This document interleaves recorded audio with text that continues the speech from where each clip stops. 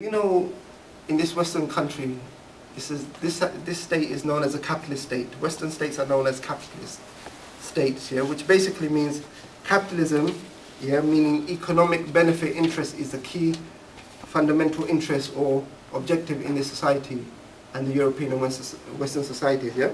So that's the overriding direction of a Western capitalist society, that it seeks to maximize economic benefit, it seeks to maximize their personal or national interests.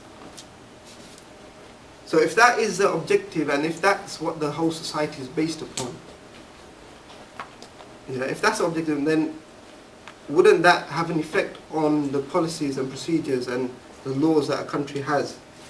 And there's some evidences or some things I want to go through in order to study this point a bit more, yeah? We know every political party receives donations. Yeah, every single political party, whether it's Labour, Conservative, Liberal Democrats, they all receive campaign donations.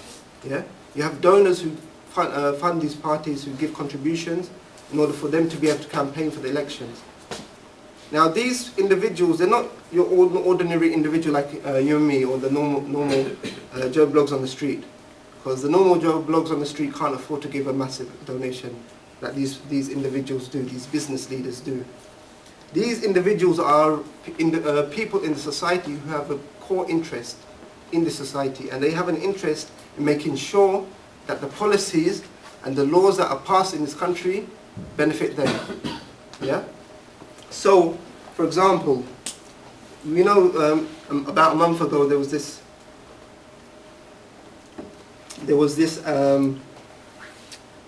a bit of a slight scandal with the Tory party, yeah? Lord Ashcroft. Lord Ashcroft, he, in order to save money on his wealth, or in order not to pay tax, yeah, he's set up as a non-domicile, meaning non-dom. He's not based in this country, he's based in another country. But Lord Ashcroft, yeah, is a key figure in the Conservative Party, heavily funds this party, yeah? This man's got business interests in the UK and across the world, and he heavily funds the Conservative Party. He rescued them previously a few years back when they had economic problems, financial problems. He's guaranteed loans and banks that if they can't fulfill their payments and clear their debts, he will guarantee the loan that he'll clear it for them. Yeah.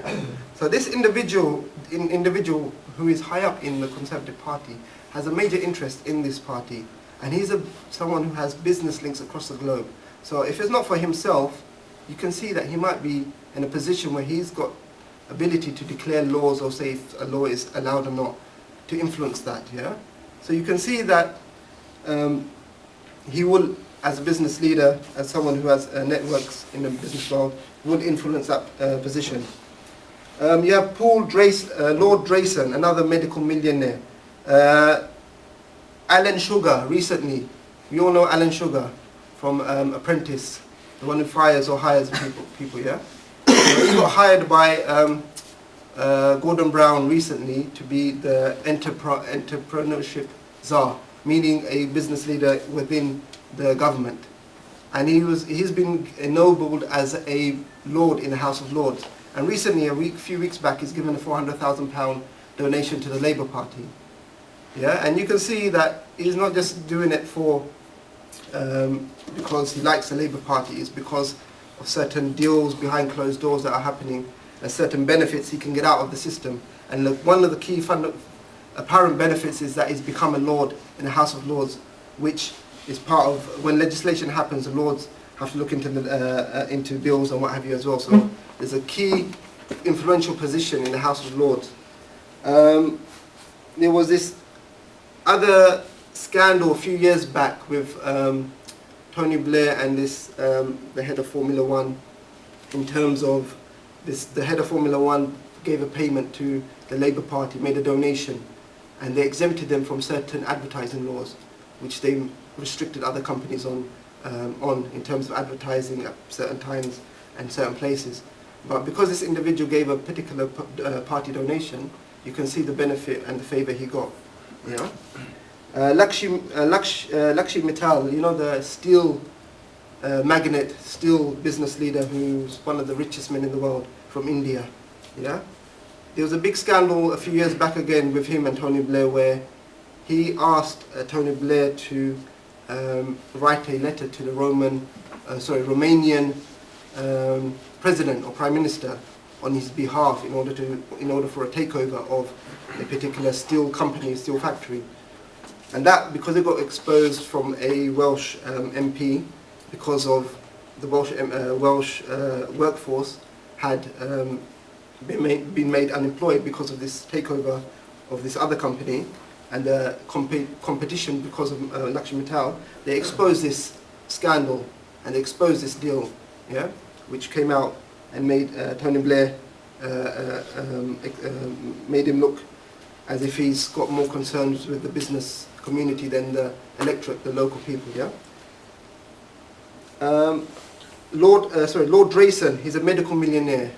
Yeah, he's got big links in many businesses across the science and medical industries, not just in the UK but across the world. And he's a key individual in the Conservative Labour Party, and he recently, I think a few years back, he was made a Lord as well. So you can see that, and he's a minister as well for science and innovation. So you can see that there's a link there as well. He's a big business leader in the medical world, in the science world, and he's been given the position of an MP as a science MP, science and innovation MP, and a Lord in the House of Lords. So you can see that there's a lot more. If you go out and research, you'll find a lot more links and connections between businesses and the MPs and the House of Parliament. In addition, there's other things we need to look at in terms of understanding what democracy is. We've seen that not only this, that you've got business influence, you've got also taxpayers' money. Yeah, the normal taxpayer, the one who elects these parties, being utilised to bail out these banks. You know, the economic crisis we saw, and it's still happening. We haven't really come out of that yet. But the last 2 years has been quite detrimental, quite difficult for the Western economies. Yeah, but these private banks have been bailed out and saved basically using public money.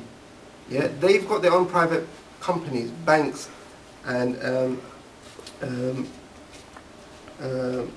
building societies, and they go out and compete in the world, yeah, in the market, in the financial market. And if they don't do well, they're meant to take that on board because it's survival of the fittest. But taxpayers' money, the money of the taxpayer, which needs to be utilized for the benefit of the taxpayer, was used to bail out these individuals, these banks and building societies.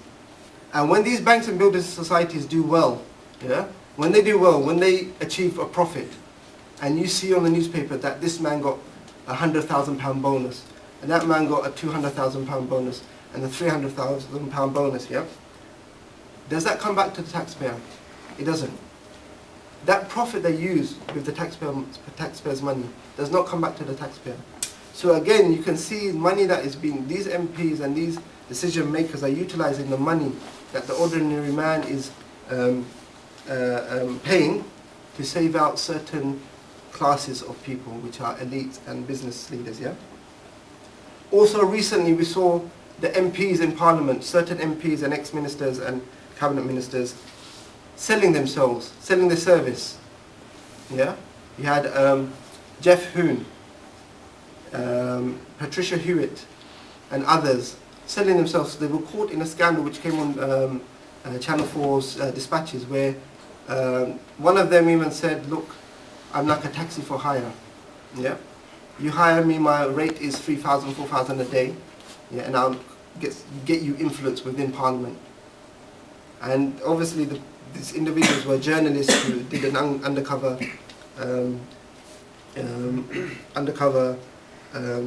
action in order to expose them. But you can see that even if they weren't undercover journalists there, that's one aspect, one thing that has been exposed. What about the things that haven't been exposed about other MPs and other lords and what have you, who might have many more deals with a lot more people and a lot more business?